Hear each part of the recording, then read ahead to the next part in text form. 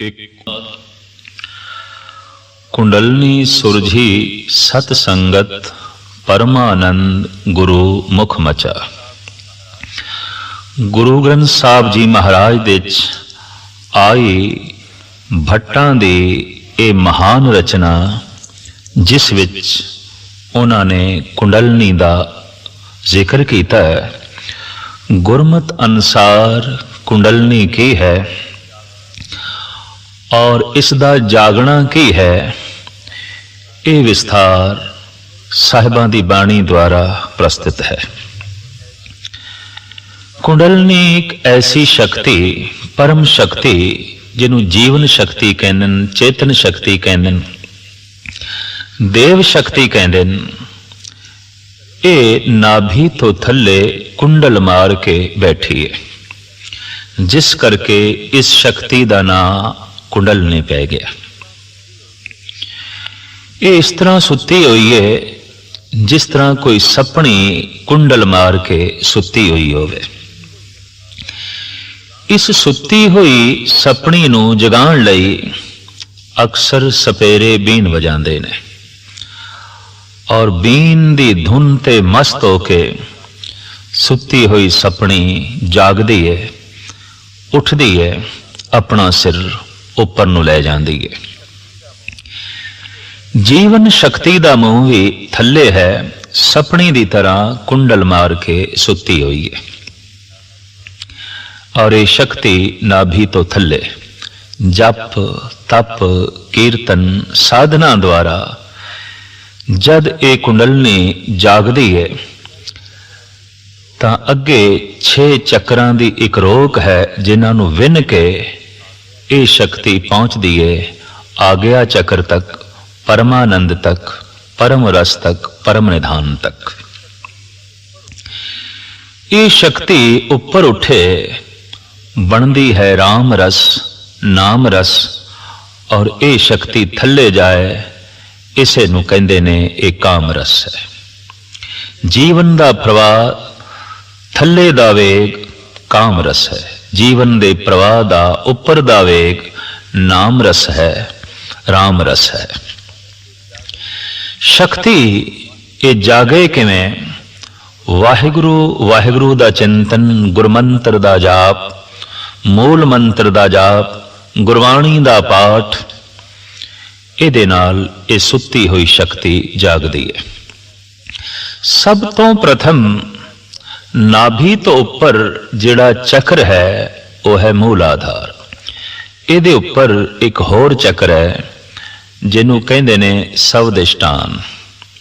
इहदे ऊपर फिर एक होर चक्र है जिसनों कहंदे ने मणिपुर, और इस तो अगे एक होर दुनिया है जिसका नाम है आहत अनाहत चक्र। और जद ये शक्ति कंठ तक पहुंचती है और इत्थे पै चक्र नूं विन के अगे लंघदी है, उस चक्र का नाम है विशुद्ध। सब तो अखीरला चक्र है आज्ञा चक्र। इंज कह लो अध्यात्मक मंडल दे ये पड़ाव ने जिथों लंघ के जीवन शक्ति नूं उपर जाना पैंदा है, परम धाम तक पहुंचना पैंदा है, परम आनंद तक पहुंचना पैंदा है। मनुख एक शक्ति है, जीवन एक शक्ति है, और शक्ति रस दी प्राप्ति कर सके इस तरह की उसके अंदर तीव्र इच्छा है। रस थल्ले भी है, रस ऊपर भी है, रस लोक दा भी है, रस परलोक दा भी है, रस शरीर दा भी है, रस आत्मा दा भी है, रस संसार दा भी है, रस निरंकार दा भी है, रस थल्ले दा भी है, रस उपर दा भी है। पानी दा वेग थल्ले अपने आप जांदा है, जीवन शक्ति भी थल्ले अपने आप जांदी है। किसी प्रेरणा की लोड़ नहीं, मनुख नूं कोई प्रेरणा देण दी लोड़ नहीं भी तू क्रोधी बन जा, लोभी बन जा, कामी बन जा, बेईमान बन जा, झूठा बन जा, ये अपने आप बन जांदा है। सतवादी बनना है, संतोखी बनना है, दयालु बनना है, खिमावान बनना है, शीलवान बनना है, तो फिर उद्यम उपराले ते वसीलियां दी लोड़ है। जिवें पानी उपर उठे तो बिना प्रेशर दे उपर नहीं जा सकता, हो बहु जीवन शक्ति नूं भी कोई दबाव चाहिए पिछे, जिस दे आसरे ते ये उपर उठ सके। ओ दबाव, ओ प्रेशर है केवल जप। जप करदियां ये शक्ति उठदी है। जबान तो जप दी धुनी कन्ना दे राही जद अंदर प्रवेश करती है तां फिर सुत्ती हुई जीवन शक्ति जागदी है।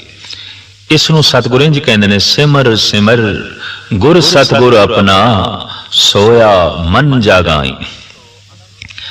अनंत काल तो अनंत जन्मां दे साडी जीवन शक्ति सुत्ती ही रही है और जीवन अक्सर मनुख सौ के ही बतीत कर देंदा है। जागत सोया जन्म गवाया।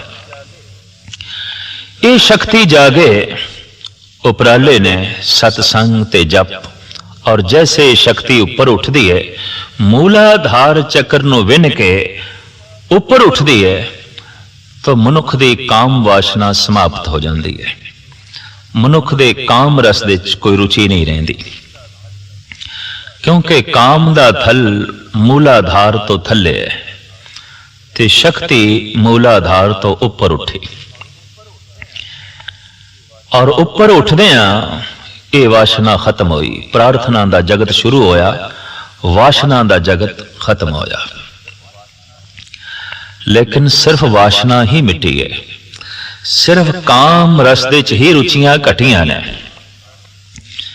अजे परम निधान परम आनंद की प्राप्ति नहीं हुई। जिन्हां दी जीवन शक्ति मूलाधार तो भी ऊपर नहीं उठती, देखण दे चाया भावें उन्हां दी उम्र 80-90 साल दी ही क्यों ना हो जाए, काम वासना उन्हां दी समाप्त नहीं होंदी। ये वासना उन्हां दे अंदर बनी रहिंदी है। पुंडर केस कुसमते धौले सफल पताल की बाणी, लोचन सर में बुध बल नाठी ता काम पावस माधानी। भगत लोचन जी महाराज दा कथन। केस चिट्टे हो गए, चेहरे ते झुरियां पै गई, बचन शुद्ध नहीं निकले दे और अखां दे च दीद नहीं रही। कमजोरी ने चारों पासे शरीर नूं निढाल कीता है, लेकिन काम वासना दी मधानी इस टुटी हुई मटकी दे च भी चल रही है।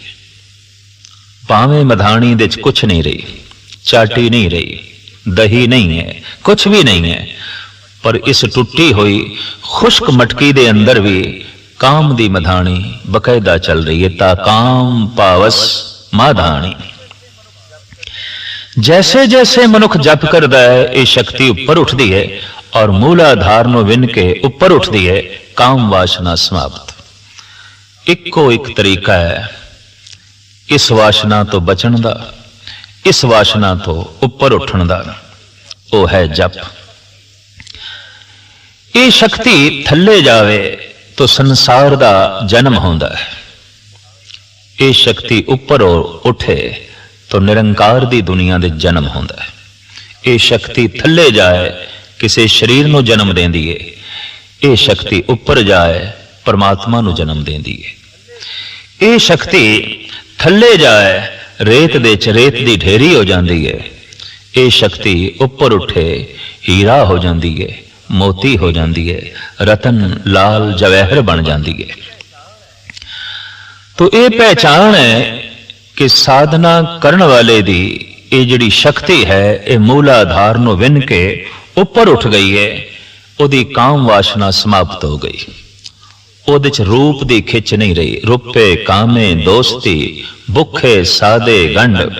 हुण रूप नूं वेख के वो अरूप दे दर्शन करेगा। सतगुरु कहंदे ने, रूपवंत होए नाही मोहे, प्रभ की जोत सगल घट सोए। हुण जगत दी तमाम सुंदरता परमात्मा दी सुंदरता दा बोध करा रही है। हुण परम रूप दे च परम अरूप दे दर्शन हो रहे हैं। हुण आकार दे च निराकार दी झलक मिल रही है। इस वास्ते वासना समाप्त, वासना दा जगत खत्म, प्रार्थना दा जगत शुरू होया। प्रार्थना शुरू ही उदों होंदी है जद शक्ति मूलाधार ਨੂੰ ਵਿੰਨ ਕੇ ਉੱਪਰ ਉੱਠਦੀ ਏ, ਇਸ ਤੋਂ ਪਹਿਲੇ ਤੇ ਵਾਸ਼ਨਾ ਦਾ ਜਗਤ ਹੈ। ਅਗਰ ਬੰਦਾ ਜਪ ਵੀ ਕਰ ਰਿਹਾ ਹੈ, ਤਪ ਵੀ ਕਰ ਰਿਹਾ ਹੈ, ਧਾਰਮਿਕ ਮੰਦਰਾਂ ਵਿੱਚ ਬੈਠ ਕੇ ਸਾਧਨਾ ਵੀ ਕਰ ਰਿਹਾ ਹੈ, ਜੇਕਰ ਉਸ ਦੀ ਸ਼ਕਤੀ ਮੂਲਾਧਾਰ ਤੋਂ ਉੱਪਰ ਨਹੀਂ ਉੱਠੀ ਤਾਂ ਉਸ ਦਾ ਇਹ ਭਜਨ, ਉਸ ਦਾ ਇਹ ਧਰਮ, ਉਹ ਵੀ ਵਾਸ਼ਨਾ ਹੈ, ਪ੍ਰਾਰਥਨਾ ਨਹੀਂ ਹੈ, ਸਭ ਕੁਝ ਵਾਸ਼ਨਾ ਹੈ। ਇਸ ਵਾਸਤੇ ਅਕਸਰ ਦੇਖਣ ਨੂੰ ਮਿਲਦਾ ਹੈ ਕਿ ਧਰਮ ਮੰਦਰਾਂ ਵਿੱਚ ਬੈਠੇ ਸਾਧਕ ਸੰਸਾਰ ਦੀ ਹੀ ਮਨੋਕਾਮਨਾ ਕਰ ਰਹੇ ਨੇ, ਤੇ ਕਾਮਨਾ ਵਿੱਚ ਜੀਣ ਵਾਲਾ ਮਨੁੱਖ ਤੇ ਹੀ ਕਾਮੀ ਹੈ। ਤੁਮ ਕਹੀਅਤ ਹੋ ਜਗਤ ਗੁਰੂ ਸੁਆਮੀ, ਹਮ ਕਹੀਅਤ ਕਲ ਯੁਗ ਕੇ ਕਾਮੀ। ਭਗਤ ਰਵਿਦਾਸ ਨੇ ਗੱਲ ਬਿਲਕੁਲ ਸਪਸ਼ਟ ਕਰ ਦਿੱਤੀ ਹੈ ਕਿ ਮੌਜੂਦਾ ਦੌਰ ਵਿੱਚ ਮਨੁੱਖ ਦੀਆਂ ਕਾਮਨਾਵਾਂ ਬਹੁਤ ਵਧੀਆਂ ਔਰ ਮਨੁੱਖ ਅਤੀ ਕਾਮੀ ਹੋ ਗਿਆ। ਕਾਮਨਾ ਸੰਸਾਰ ਦੀ ਹੁੰਦੀ ਹੈ, ਵਾਸ਼ਨਾ ਸੰਸਾਰ ਦੀ ਹੁੰਦੀ ਹੈ, ਪ੍ਰਾਰਥਨਾ ਕਰਤਾਰ ਦੀ ਹੁੰਦੀ ਹੈ। ਪ੍ਰਾਰਥਨਾ ਦੇ ਨਾਲ ਸੰਸਾਰ ਨਹੀਂ ਮਿਲਦਾ, ਵਾਸ਼ਨਾ ਦੇ ਨਾਲ ਨਿਰੰਕਾਰ ਨਹੀਂ ਮਿਲਦਾ। ਵਾਸ਼ਨਾ ਸੰਸਾਰ ਨਾਲ ਜੋੜਦੀ ਹੈ, ਪ੍ਰਾਰਥਨਾ ਕਰਤਾਰ ਨਾਲ ਜੋੜਦੀ ਹੈ। ਤੋ ਜੈਸੇ ਜਪ ਕਰਦਿਆਂ ਸ਼ਕਤੀ ਮੂਲਾਧਾਰ ਨੂੰ ਵਿੰਨ ਕੇ ਉੱਪਰ ਉੱਠੀ, ਪ੍ਰਾਰਥਨਾ ਦਾ ਜਗਤ ਸ਼ੁਰੂ ਹੋਇਆ, ਵਾਸ਼ਨਾ ਦਾ ਜਗਤ ਸਮਾਪਤ ਹੋਇਆ। ਲੇਕਿਨ ਅਜੇ ਪਰਮ ਨਿਧੀ, परम खजाना, परम आनंद दे द्वार नहीं खुले। जप जारी है, तप जारी है, साधना जारी है, शक्ति सहजे सहजे ऊपर उठ रही है।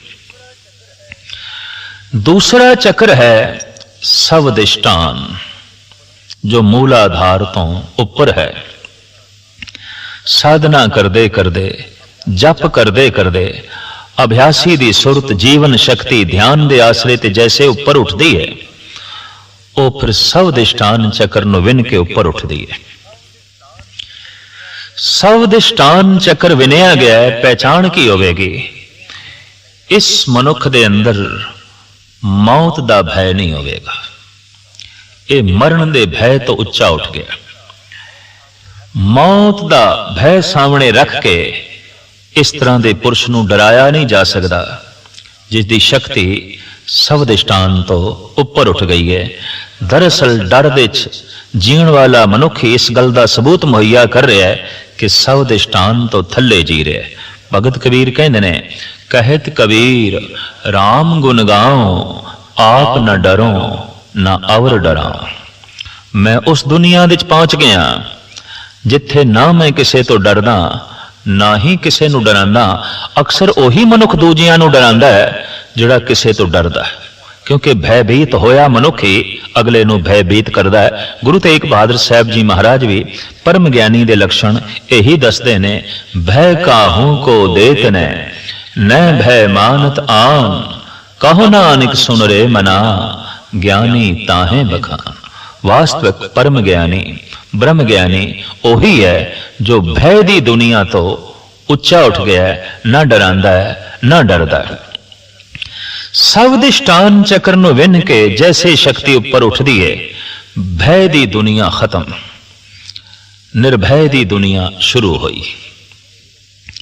ਨਿਰਭੈ ਕੇਵਲ ਪਰਿਪੂਰਨ ਪ੍ਰਮਾਤਮਾ ਹੈ। ਸਾਹਿਬਾਂ ਦੀ ਬਾਣੀ ਦਾ ਫਰਮਾਨ, ਡਰ ਪੇ ਧਰਤ ਆਕਾਸ਼ ਨਿਖਤਰਾ, ਸਿਰ ਉੱਪਰ ਗगन ਕਰਾਰ। ਪੌਣ ਪਾਣੀ ਬੈ ਸੰਤਰ ਡਰ ਪੇ ਇੰਦਰ ਵਿਚਾਰਾ। ਏਕਾ ਨਿਰਭਉ ਬਾਤ ਸੁਣੀ, ਸੋ ਸੁਖੀਆ ਸੋ ਸਦਾ ਸੁਹੇਲਾ, ਜੋ ਗੁਰਮੁਲ ਗਾਏ ਗੁਨੀ। ਸਤਿਗੁਰੂ ਦਾ ਤੇ ਇੱਥੇ ਤੱਕ ਫਰਮਾਨ ਹੈ ਕਿ ਸੂਖਸ਼ਮ ਰੂਪ ਦੇ ਵਿੱਚ ਗ੍ਰਹਿ ਨਛੱਤਰ ਸੂਰਜ ਚੰਦ ਤਾਰੇ ਸਭ ਡਰੇ ਹੋਏ ਨੇ, ਭੈ ਦੇ ਚ ਨੇ, ਡਰ ਦੇ ਚ ਨੇ, ਮਰਿਆਦਾ ਦੇ ਚ ਨੇ।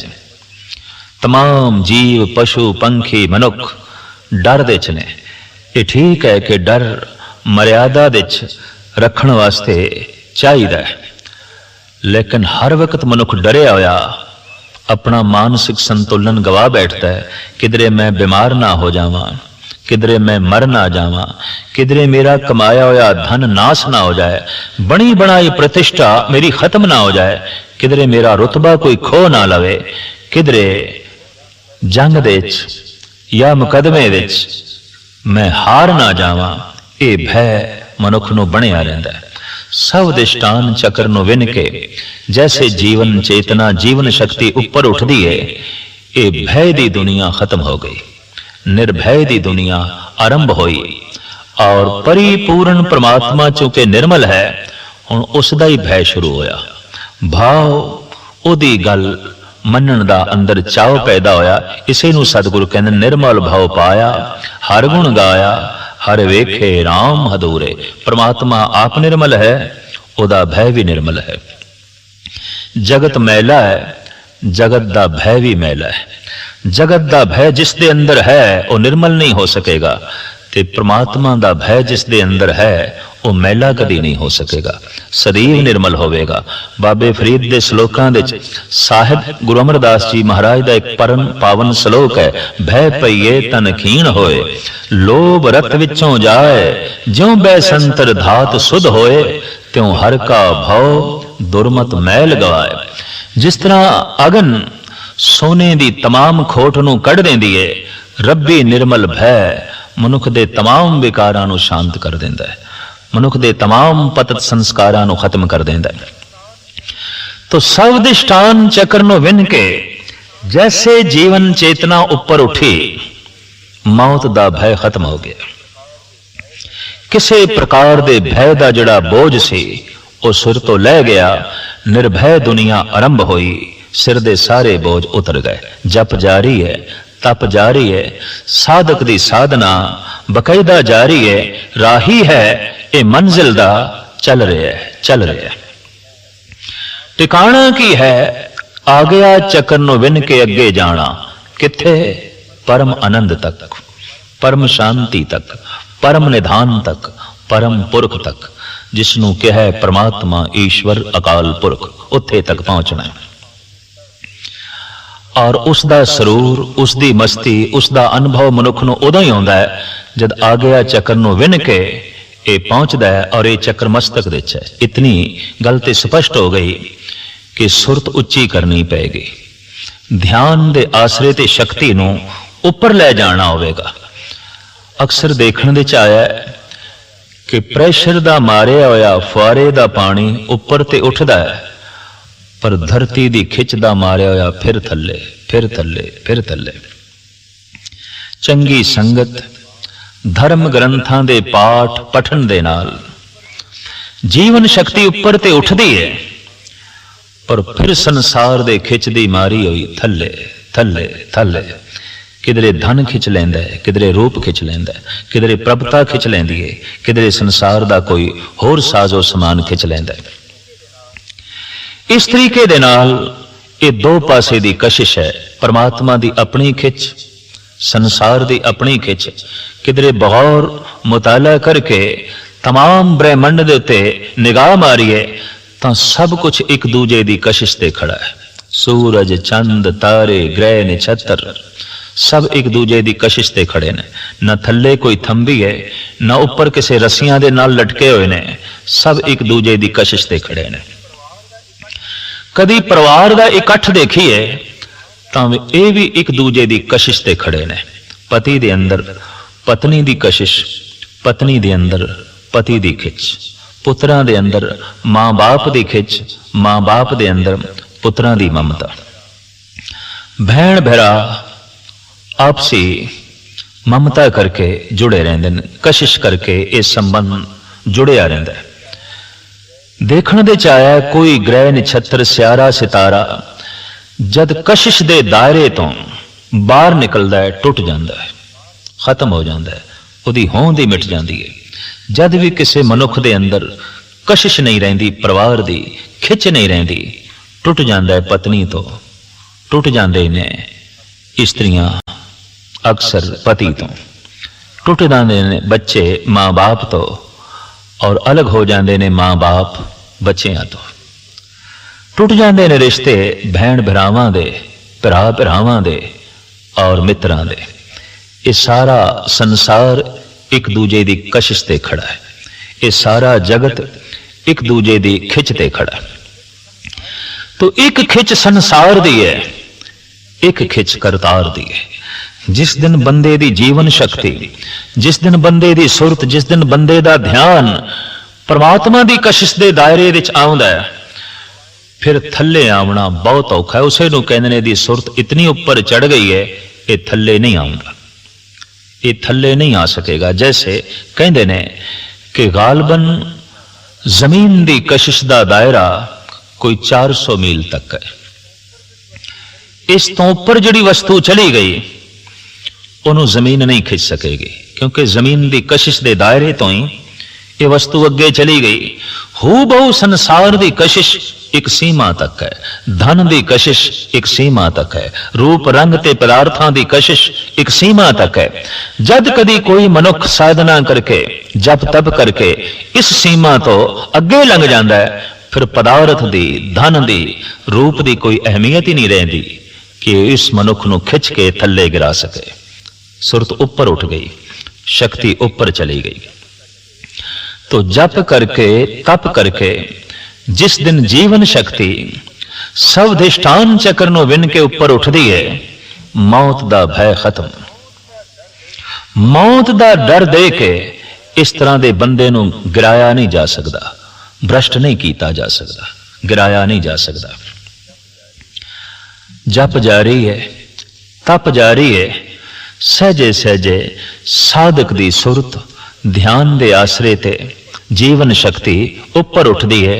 तां फिर तीसरा चक्र है मणिपुरुष, विचारां दी दुनिया, फुरनियां दी दुनिया, सोच दी दुनिया। इत्थे तक जैसे शक्ति पहुंचती है और इस चक्कर नूं विन दिए, फुरने मिट गए, विचार शांत हो गए, भटकना मिट गई, टिकाव नसीब हो गया, एकाग्रता नसीब हो गई। अगे दी दुनिया जज्बियां दी दुनिया, वलवले दी दुनिया, भावना दी दुनिया। इसे नूं अक्सर धार्मिक विचारक ऐसा कहते ने कि एक अकल तो पार दी दुनिया है, एक अकल तो थल्ले दी दुनिया है, एक अकल दी दुनिया है। जो अकल तो थल्ले दी दुनिया है, ये पशुओं का जगत है। अकल है ही कोई नहीं, मन है ही कोई नहीं, सोचना है ही कोई नहीं। इस वास्ते हजारां साल तो, अणगिणत सदियां तो पशुओं की जिंदगी देखी दी है, कोई विकास नहीं होया, कोई उन्नति नहीं हुई। कारण मन ही कोई नहीं, विचार ही कोई नहीं, सोच ही नहीं सकते, बुद्धि कोई नहीं। तो बुद्धि मंडल तो थल्ले जीवना, बिल्कुल थल्ले जीवना, ये पशुओं का जगत है। बुद्धि दे तल ते जीवना, ये मनुखी जगत है। इत्थे सभ्यता विकसित होंदी है, समाज दे नियम जन्म लेंदे ने, राजनीति दे नियम पैदा होंदे ने, जीवन दे ढंग रंग सब कुछ इत्थे ही आके जन्म लेंदा है।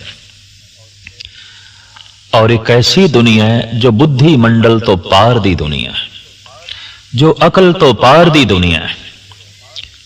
उत्थे अकल भी नहीं पहुंच सकती, उत्थे बुद्धि दी भी कोई पहुंच नहीं। वो वलवलियां दी दुनिया, जज्बियां दी दुनिया, भावनाओं दी दुनिया। इसे नूं 20वीं सदी के मशहूर मारूफ शायर डॉक्टर मोहम्मद इकबाल ने एक तार्किक नूं, एक विचारक नूं इस ढंग नाल समझाया। तेरे सीने में दम है, दिल नहीं है, तेरा दम गर्म ये महफिल नहीं है। निकल जा अकल से आगे के ये नूर, चिरागे राह है मंजिल नहीं है।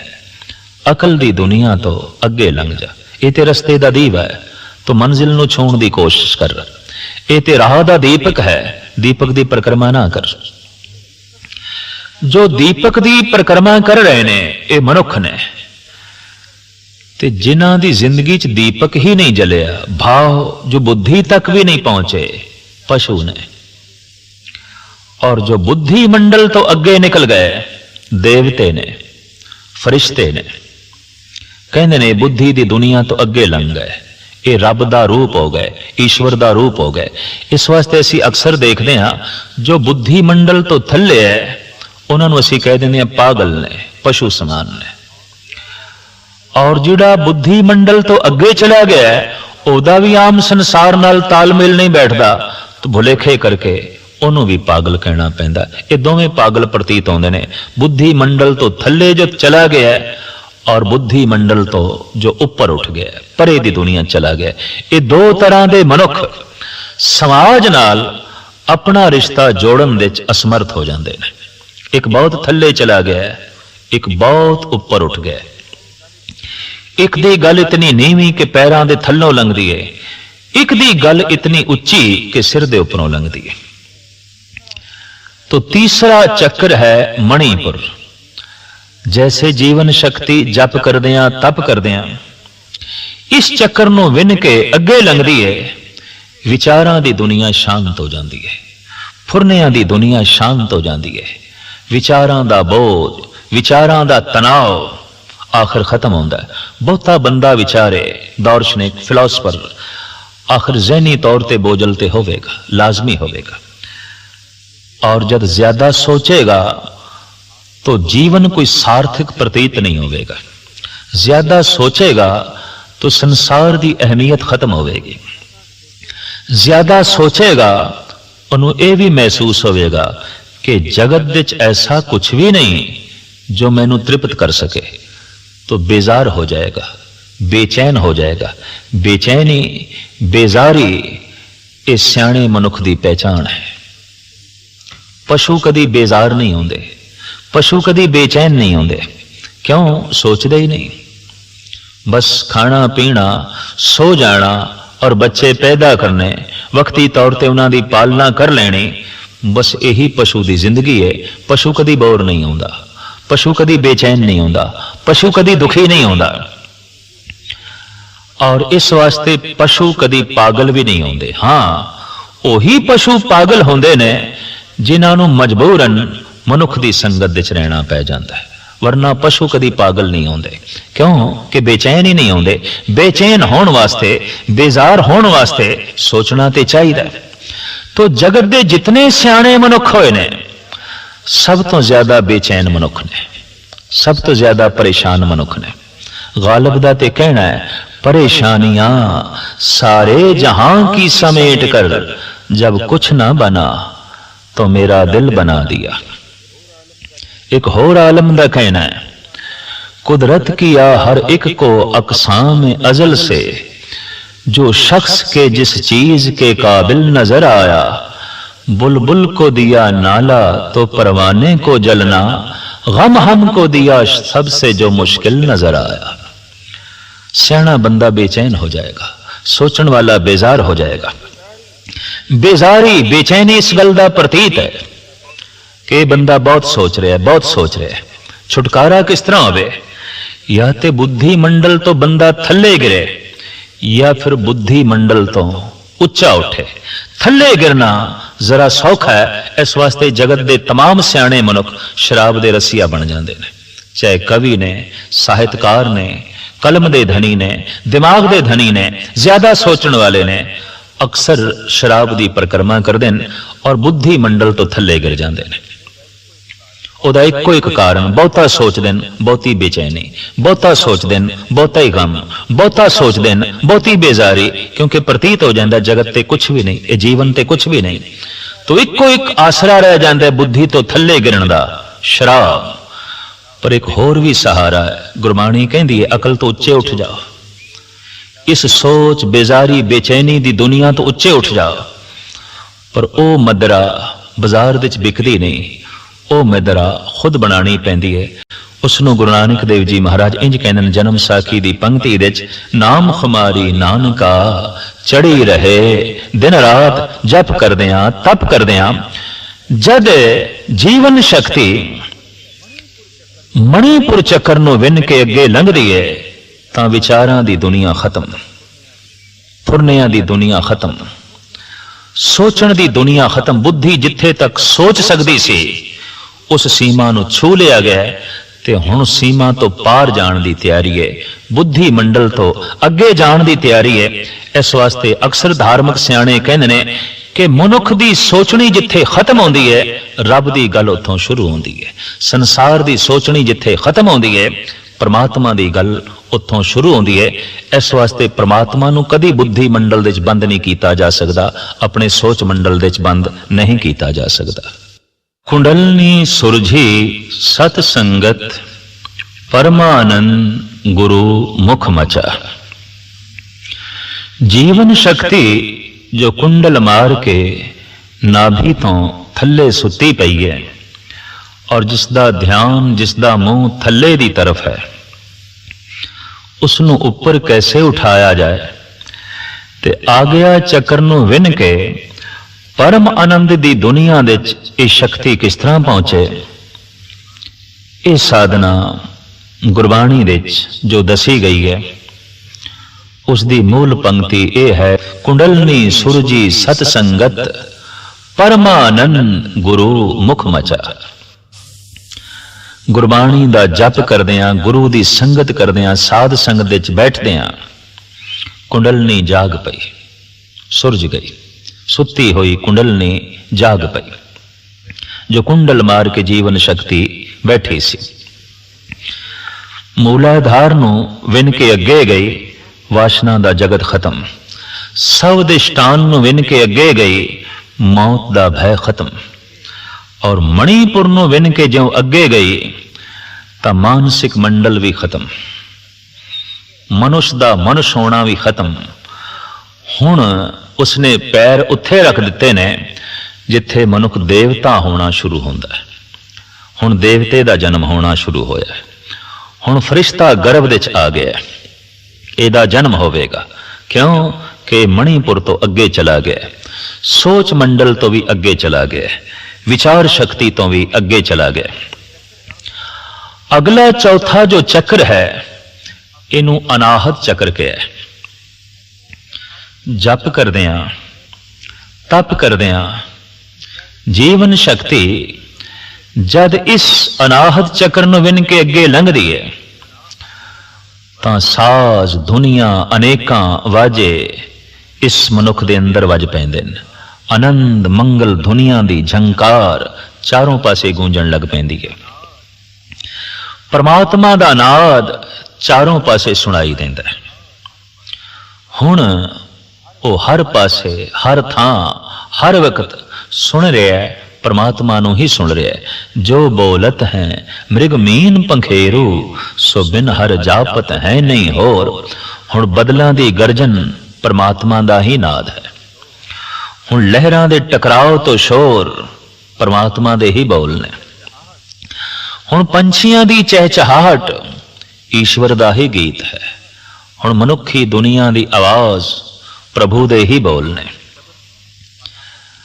आहत शब्द तो अनाहत दी दुनिया आरंभ हो गई। अंदर तरह तरह दे वाजे वज पे, जिसदा जिक्र मेरे पातशाह इंज करदे ने, वाजे नाद अनेक असंखा, केते वावण हारे। देखण दे च ऐसा आया है कि साज आवाज गीत दे जन्मदाते महापुरुष होए ने, ईश्वरी लोग होए ने, जिन्हां दा संबंध परमात्मा नाल जुड़िया है। देखदे हां डमरू शिव जी दे हथ दे च है, एक तारा नारद ते मीरां दे कोल है। ईरान दे सूफी फकीरां दे हथ दे च रबाब दिखाई देंदा है। हिंदुस्तान दे भगतां दे कोल खड़तालां ते ढोलक दिखाई देंदे ने और इन्हां दे ओ जन्मदाते ने। बीणा दे सुरस्ती दी गोद विच दिखाई दे रही है। सरंदे दे जन्मदाता गुरु अर्जन देव जी महाराज ने। साजां दे जन्मदाते संत लोग ने, क्योंकि अनाहद नाद दे भी जन्मदाते ओही ने। रब्बी संगीत सब तो पहले उन्होंने सुनिया। इस वास्ते धार्मिक दुनिया दे लोगां ने नारा लाया कि अनाहद नाद संगीत जितना ईश्वर दे नेड़े है इतना होर कुछ भी नेड़े नहीं। गुरु नानक दा ते मार्ग ही गीत संगीत दा। गुरु नानक ने कोई वर्त नहीं रखे, प्राणायाम नहीं कीते। गुरु नानक ने कोई पुट्ठा लटक के तप नहीं कीता, कोई गुफा दे च नहीं बैठे, भोरियां च नहीं बैठे। गुरु नानक ने सिर्फ गावे है, रबाब दी धुन ते ईश्वरी गीतां नूं जन्म दिता है, सिर्फ गाया है।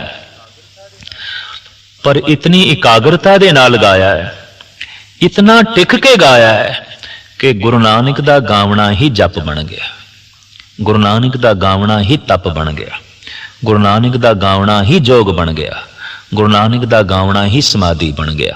जोग बनया तेरा कीर्तन गाई। दुनिया दा ये वाहिद रहबरी पुरुष है जिसने गा गा के लोगों नूं बदलिया। सज्जन ठग है, उत्थे भी सतगुरु यही कहंदे मरदानिया, रबाब छेड़ रब्बी कलाम आई है।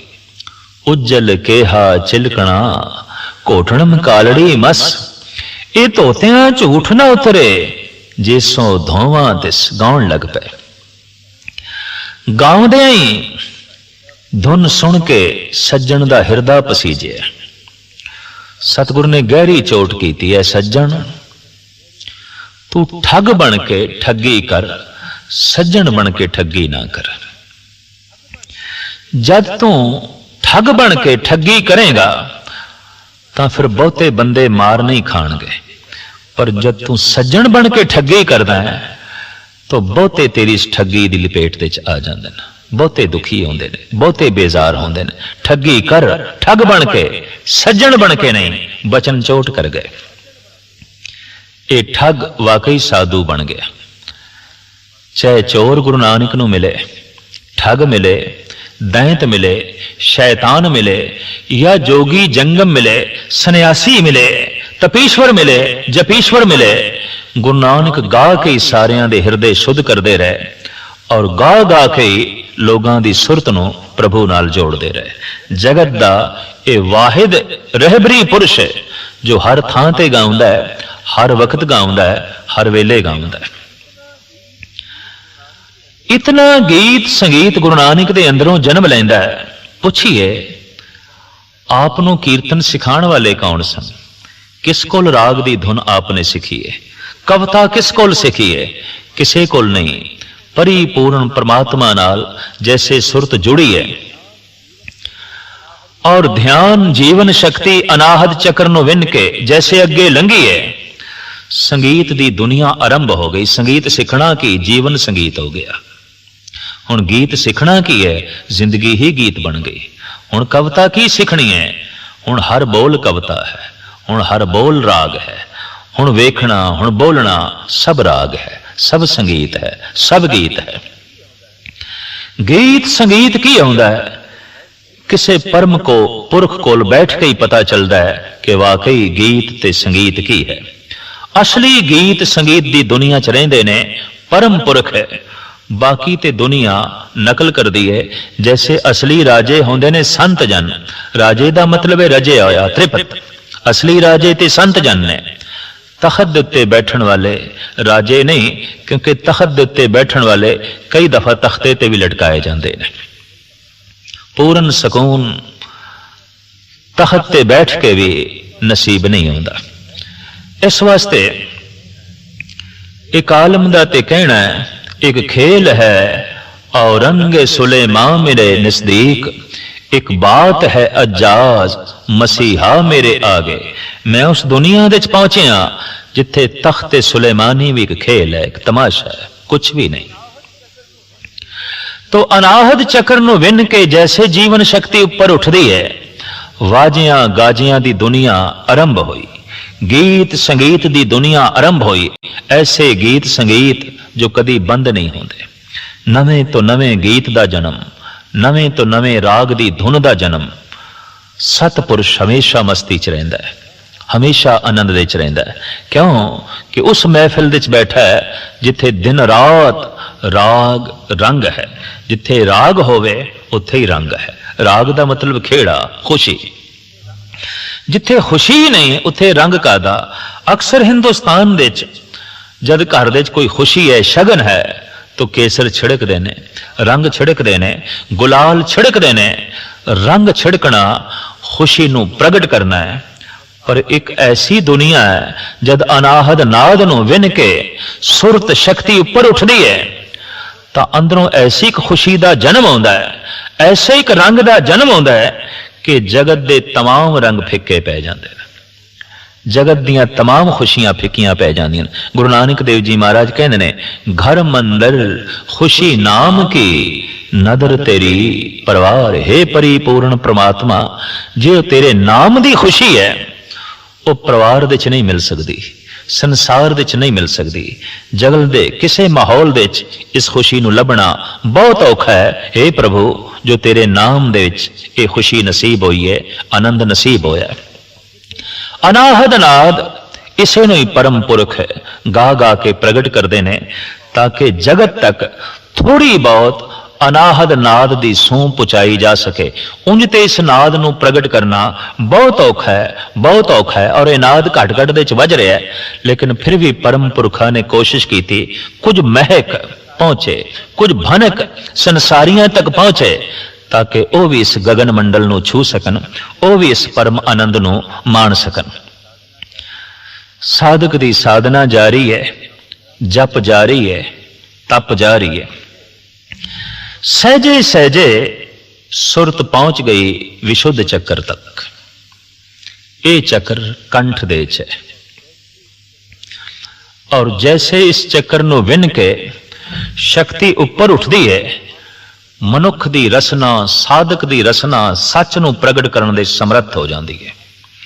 इत्थे ही आके कहते हैं कि परमात्मा हुण रसना ते बैठा है, ईश्वर हुण रसना ते बैठा है। प्रभ जी बसे साध की रसना, कबीर मेरी सिमरनी रसना ऊपर नाम। कबीर कहते यही मेरा जाप है, यही मेरी जप माला है। परमात्मा दा नाम मेरी जबान ते बैठ गया। सतगुरु कहते हैं परमात्मा दे दर्शन करने ने, परमात्मा वेखना है। परमात्मा ते साधक दी रचना ते बैठा है। किहड़े साधक दी? जिहदी जीवन शक्ति विशुद्ध चक्कर नूं विन के उपर उठ गया। विशुद्ध चक्कर नूं विन के जिहदी जीवन शक्ति अगे जा चुकी है, उहदी रसना ते अकाल पुरख बैठा है, उहदी रसना ते परमात्मा बैठा है। पहचान किस तरह होवेगी? साधक नूं ही किस तरह पहचान होवेगी कि वाकई परमात्मा मेरी रसना ते बैठ गया है। दरअसल हुण रसना नूं रस आवेगा। जैसे वो परमात्मा दा नाम लवेगा, रस नाल भिज जाएगा, रस नाल डुब जाएगा। आम बंदे भी राम राम कहंदे ने बड़ी बेसवादी नाल। आम बंदे भी अल्लाह अल्लाह दी धुन उलापदे ने मत्थे ते वट पा के। आम जगत भी वाहिगुरू वाहिगुरू दा चिंतन करदा है, अलाप करदा है, लेकिन वाहिगुरू नाल कोई संबंध नहीं, वाहिगुरू रसना ते नहीं। परमात्मा जैसे रसना ते आके बैठदा है, रसना रस नाल भर जाती है, रसना सच नूं प्रगट करन दे समर्थ हो जाती है। रसना दे चों झूठ दी मैल सारी दी सारी निकल जाती है। नाम जपत गोविंद का सूची भई रसना। और किसी तरीके नाल भी जबान नूं सुच्चा नहीं किया जा सकता। जिस दिन गोबिंद दा नाम जबान दे ते आण के वसदा है, रसना सुच्ची हो जाती है, रसना पवित्र हो जाती है। इस तरह की रसना जब परमात्मा दा नाम लवेगी, रस नाल भर जाएगी। दूसरी इस तरह की रसना चो निकले हुए वाक मिथ्या नहीं जाते, वो मिथ्या बोल नहीं होंगे। सतगुरु दा फरमान कि अंड बिनासी जेर बिनासी, एक साध बचन अटला। साधु दा बचन अटल है। जमीन नाश हो सकती है, आसमान नाश हो सकता है, चारे खानियां दा अंत हो सकता है, जर्रे जर्रे दा अंत हो सकता है, खत्म हो सकते हैं। साधु दा बचन अमिट है, अमर है, व्यापक है, और वो ऐसा बचन जिहदे च परम शक्ति है। एक साधक ने गुरु गोबिंद सिंह जी महाराज ते प्रश्न किया, पातशाह कुछ लोग बाणी पढ़ते ने या उसकी व्याख्या करते हैं, हिरदे तक नहीं पहुंचती, पर कुछ लोग जब बोलते ने विचारते ने, उन्हां दे बोल हिरदे तक पहुंचते ने। बाणी ओही है, विचार ओही है, पर किसी दे बोल हिरदे तक पहुंचते ने, किसी दे नहीं पहुंचते। इहदा कारण संक्षेप दे प्रत्यक्ष प्रमाण दे राही गुरु गोबिंद सिंह जी महाराज ने समझाने की कोशिश की थी। दो मनुख लियांदे गए, दोवां नूं धनुष बाण दे दिते गए, सामने एक निशाना रख दिता गया। एक कमजोर सी, लागर सी, बीमार सी, हड्डियां दा ढांचा सी, कुबड़ा सी, नाले निशानची भी नहीं सी। दूसरा तंदुरुस्त सी, पहलवान सी, शक्तिशाली सी, नाले निशानची भी सी। पहले ने सतगुरु नूं, पहले मनुख नूं जो कमजोर ते लागर है, गुरुदेव कहते ने निशाना मार, तीर चला। जैसे वो धनुष बाण चलांदा है, बाण रस्ते च गिर गया। निशाने ते वजना ते की, निशाने तक पहुंचिया भी कोई नहीं, रस्ते च गिर गया।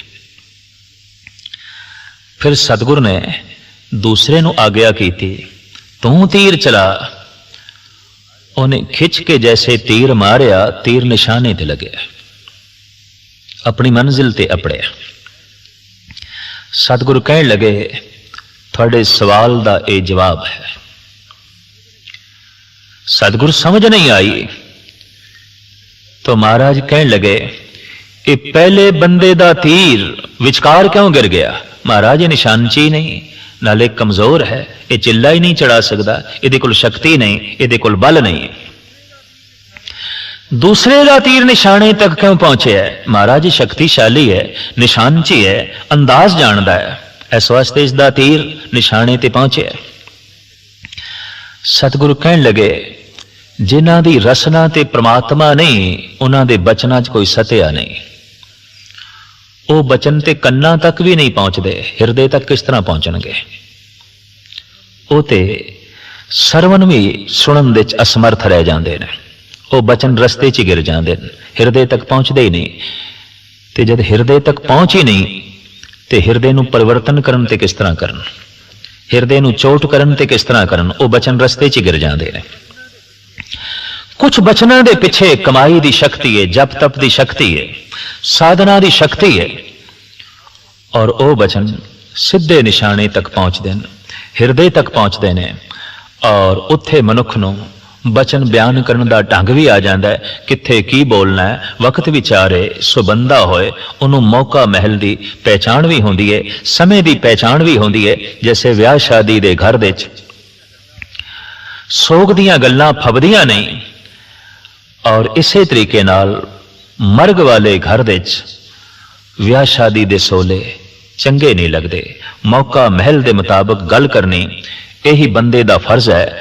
और ये फर्ज सनासी उदों पैदा होती है जब जीवन शक्ति विशुद्ध चक्कर नूं विन के अगे लंघदी है।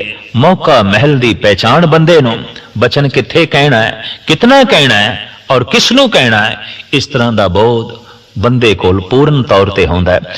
विशुद्ध चक्कर नूं विन के जैसे जीवन शक्ति अगे लंघदी है, इस तरह के मनुख की रसना ते परमात्मा आप होंदा है। सच नूं प्रगट करन दे उहदी रसना समर्थ होंदी है। और इस तरह के मनुखों बारे गुरबाणी कहती है, प्रभ जी बसे साध की रसना। लेकिन अजे परम निधि की प्राप्ति नहीं हुई, अजे परम आनंद की प्राप्ति नहीं हुई। अद्धी तो ज्यादा वाट तय हो गई। मूलाधार चक्र थल्ले रह गया, सवधिष्ठान चक्र थल्ले रह गया, मणिपुर चक्र थल्ले रह गया, अनाहत चक्र तो दूर चले आए। हुण विशुद्ध चक्कर नूं विन के जैसे जीवन शक्ति ऊपर उठी ते पहुंची आ गया चक्र तक। और जैसे चक्कर विनिया गया उत्थे हुण मनुख ते परमात्मा दे कोई भेद नहीं रह गया। हुण सच खंड वसे निरंकार। सच दे च मनुख है और मनुख दे च सच है। इस अवस्था दे अपड़े हुए मनुख दी तस्वीर कशी गुरबाणी ने इंज कीती है।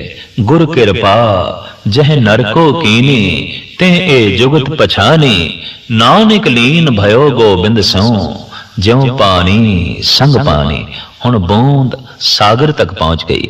नामे नारायण नहीं भेद, राम कबीरे भेद ना भाई।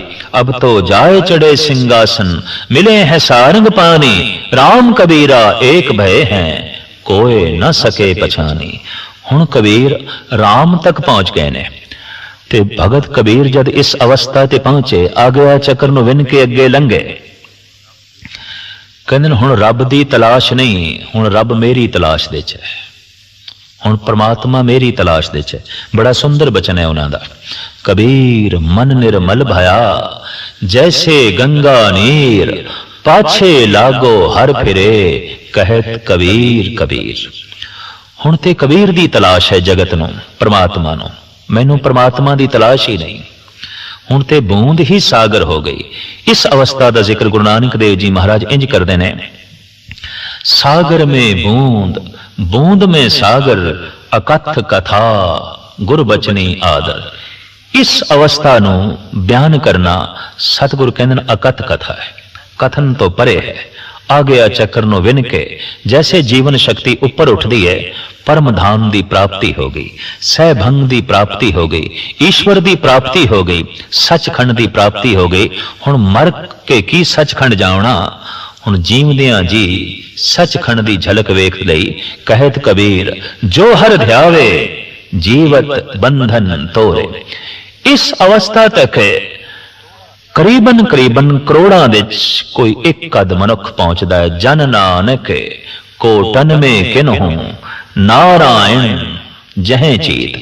अक्सर साधक मूलाधार तक ही रह जाते हैं, कुछ ऐसे ने थोड़ा जिहा होर अगां वधदे ने, कुछ ऐसे ने अध विचकार विच ही रुक जाते हैं, और उन्हां दे पिछे मुड़न की संभावना भी बनी रहिंदी है।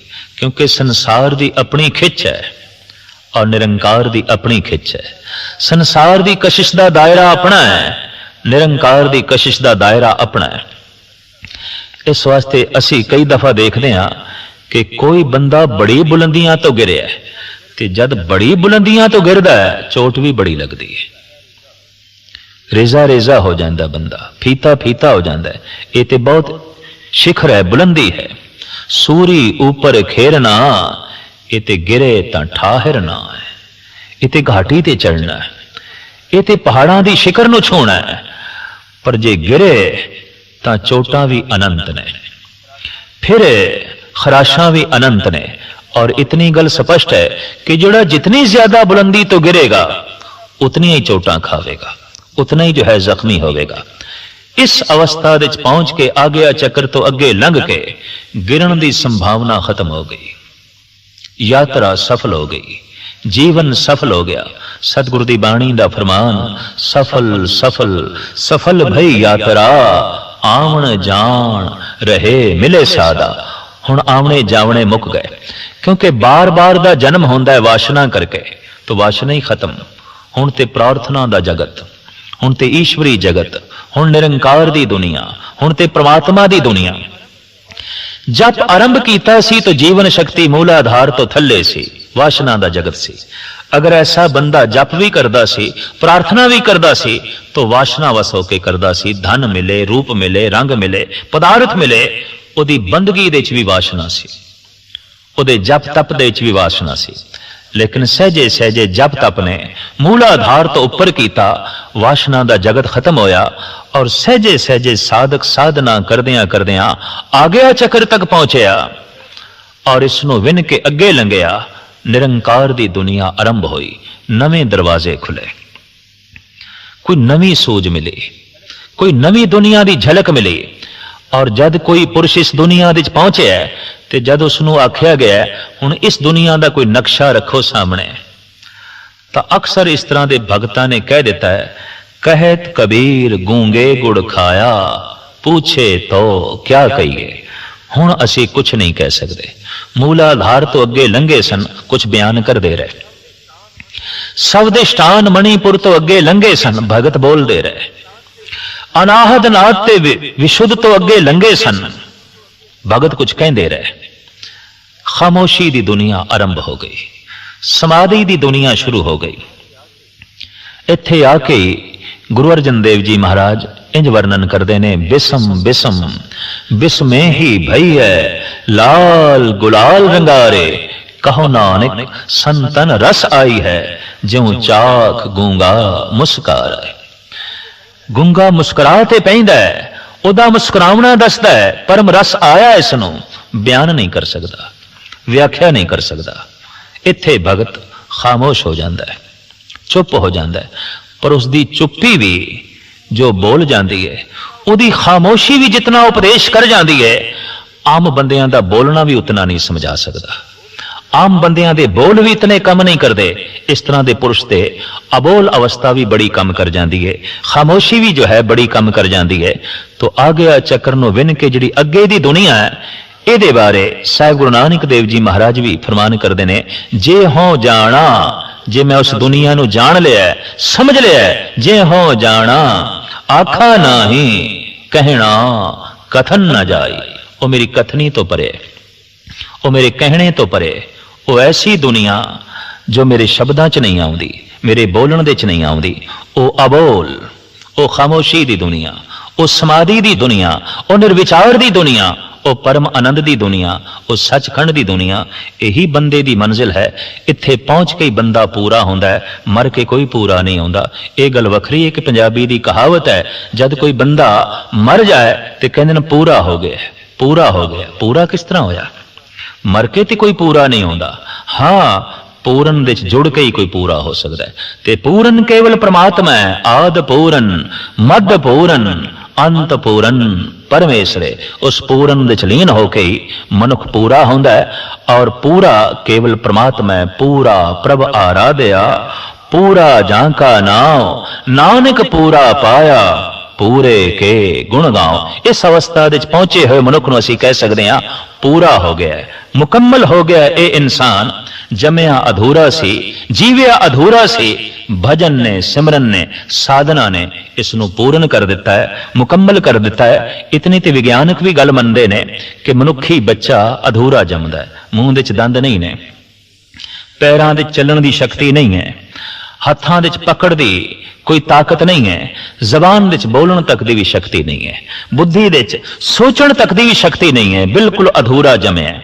सहजे सहजे कादर करीम परिपूर्ण परमात्मा दी साजी प्रकृति ओदे शरीर नूं पूरा कर दिए और मुकम्मल हो जाता है। 14-15 साल तक पैरां दे चलण दी शक्ति आ गई, हत्थां दे पकड़न दी शक्ति आ गई, जबान दे बोलण दी शक्ति आ गई पूर्ण तौर ते, बुद्धि पूर्ण तौर ते सोचण भी लग पे और दंद मिल गए, वस्तु नूं चबाण दा भी पूरा बल मिल गया। लेकिन चेतना ते बंदे दी उस दिन पूर्ण होंदी है, शक्ति ते बंदे दी उस दिन पूर्ण होंदी है जद पूर्ण नाल जुड़दी है। ते पूर्ण परमात्मा है, पूर्ण ईश्वर है। कई दफा बंदा बाहरों पूरा हो जाता है, अंदरों अधूरा रह जाता है। और ये अधूरापन बार बार जन्म देण ते मजबूर करता है ताकि मनुख पूरा हो सके। पूरा हो सके ते पूरा उस दिन आउंदा है जिस दिन पूर्ण दे च लीन होंदा है। ते पूर्ण दी लीनता उस दिन नसीब आउंदी है जिस दिन जीवन शक्ति आ गया चक्कर नूं विन के अगे प्रस्थान कर दिए, अगे गमन कर दिए। और अगे दी गमनता इंज है जैसे सरता सागर दे च लीन हो गई। यात्रा खत्म, लीनता नसीब, जन्म मरण ते खत्म, परमात्मा दी होंद शुरू।